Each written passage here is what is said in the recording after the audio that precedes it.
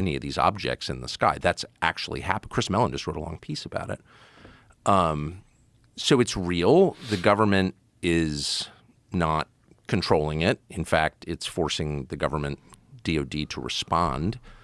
And we know that there is a real effort and has been underway for a long time to keep the public from knowing about it. But that's all known. That's established. I don't think any rational person would deny that. The question is, like, what is it actually? I mean, now is sort of the point where you have to ask, like, what is this? And, so that's the How much of it do you conversation think is ours? Well, none of it's ours. None of it.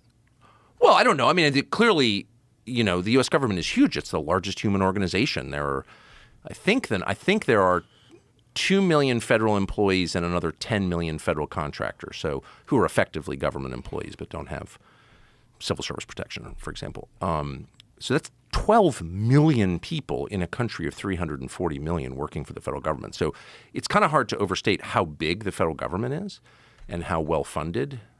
And so to say the government this, the government that, no, of course, it's people within the government. But yeah, they're working on all kinds of things, obviously, that are classified.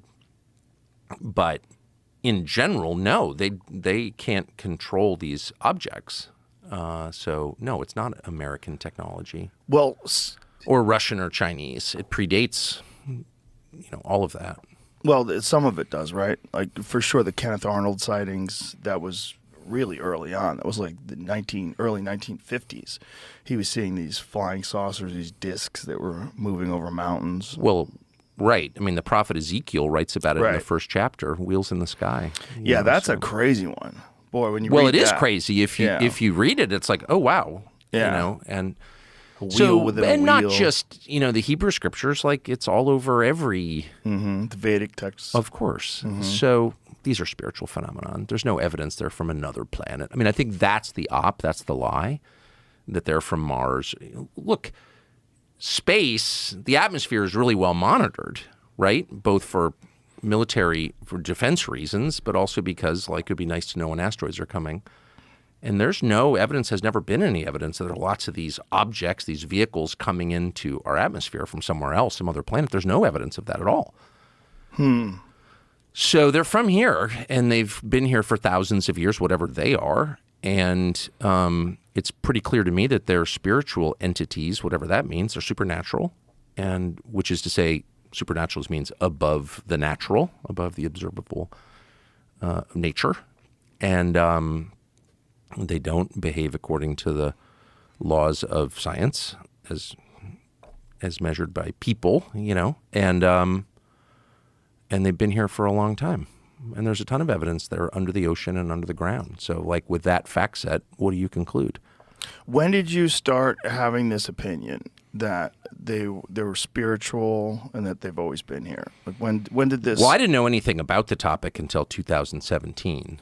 And was that after the New York Times piece? No, it was before. It was before, and the things that I saw. I mean, like, I was and am still a very conventional person. I mean, I'm 54. I grew up in this country in California, which was like every assumption about America I bought completely, just completely, and I thought that everyone who questioned those assumptions was bad. I just bought into the system completely without even thinking about it. And I imagined that I was like some kind of free thinker and, I'm going against the grain. But like my core assumptions were the assumptions fed to me by the culture and the government. And I didn't even realize it. But anyway, I'd never really thought about UFOs at all. And I'd been in journalism since I was a kid. So, of course, I'd run into a lot of people who had crazy views on a lot of different topics. UFOs, 9/11, circumcision, like every whack job in the world you run into when you're covering stuff. Fluoride, right. I just brushed with non-fluoride toothpaste this morning. Yeah, me too. Exactly. But probably unlike you, I didn't have any opinions like that. I was like, fluoride, come on. 9/11, shut up. Yeah. UFOs, you're fucking crazy. You know what I mean? I just I had this reflexive. I'm ashamed of it. I'm not bragging about it, but it was 2017, and really it was the Trump campaign. It wasn't that I was like so in love with Trump, though I've always liked Trump because he's like hilarious and charming and all that. But I wasn't like a Trumper or anything. But it was watching that campaign, and particularly his claim that they were spying on him. And I was like, really? You're not, the intel services and federal law enforcement, FBI, do not spy on presidential campaigns. Like, that's so out of the realm. That's so crazy. Like, that could never happen because, of course, there's no democracy in a system like that. And fundamentally, we're a democracy, an imperfect one. It kind of lumbers along, but like, it's not fake. And then that turned out to be true. And I knew it was true. And that just blew my mind. So I began a process still ongoing of reassessing a lot of other things. Like, okay, well, if that was not true, what else is not true? And what else that they told me was a conspiracy theory might actually have some basis in fact. And then someone from, a DOD employee reached out to me and said, actually, there's a ton of evidence that this UFO thing is real. And really? And so I started doing segments on it when I worked at the TV channel. And there was like a lot of mockery, but I was like, I don't care. I'm just going to do this. And then, of course, the second you start, as you know better than anybody, you start talking about something, then people reach out to you, and some of them are deranged, but some of them aren't at all. So I just started getting a lot of information from people and meeting with people, mostly in private, come to my house, let's talk. And I decided on the basis of what they told me, and then I talked to a lot of people about it, that actually this is really a very heavy-duty question, actually. It's not the little green men question. It's like a much bigger question. And it's really bad. It's really dark. And then I stopped. Then I was like, I don't want to know anymore because it's not helping me at all as a person. And what information did you get that made you feel like it's dark? What's so dark? Well, first of all, the deception is always bad. Like, lying is bad in it.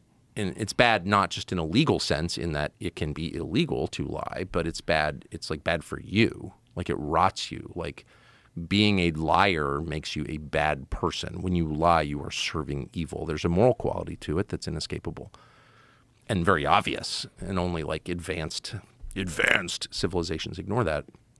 Lying is bad. And so if you have lying at scale, which we have on this topic, it's inherently bad. Okay, so that's the first level. The deeper level is so if they're spiritual beings, which I believe they are, like it's a binary. They're either, you're on team good or team bad. You can assign any name to it you want, but like what